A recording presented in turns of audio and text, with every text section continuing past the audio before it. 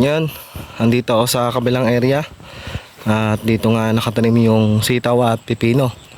So ngayon lang po nalabas dito, ngayon lang po nakapunta. Dahil yung daan nga po medyo sira pa, hindi kami makatawid.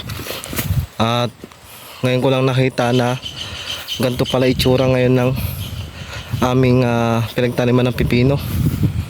Madai pa lang naging sukal katulad ng mga water lily. Hanggang doon pala yan mga kagulay. Kaya di ko akalain na ganito pala siya kasukal. Ang bala ko dito ngayon ay i-sprayhan ng herbicide na sana. Tapos kung mapapansin nyo yung pinagsitawang ko mga kagulay, kita nyo wala nang nakatayong balag. Ayan, puntaan natin. Malakas yung naging dating pala ng tubig dito.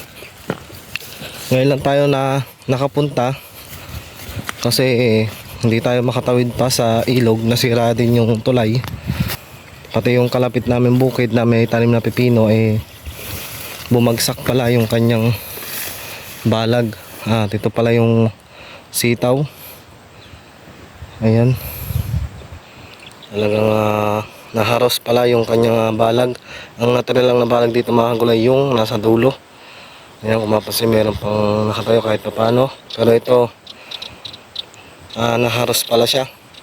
Ito yung mga gulay, halos yung sitaw ay halos hindi na makita sa lakas ng naging tubig dito sa kabilang area namin. Ito yung malayo sa aming bahay. Ayun, kung mapasin nyo sa may bungad na yun, pipino din yung nakatanim doon, pero naharos din ng baha.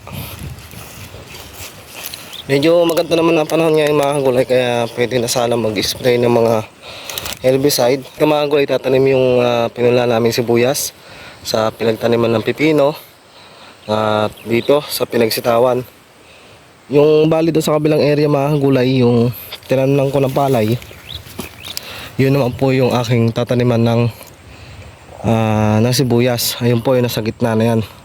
So andyan po yung kabilang area na nakuha namin. At dito nga wala naman ng tubig, pero yun nga, linisin pa pala itong area.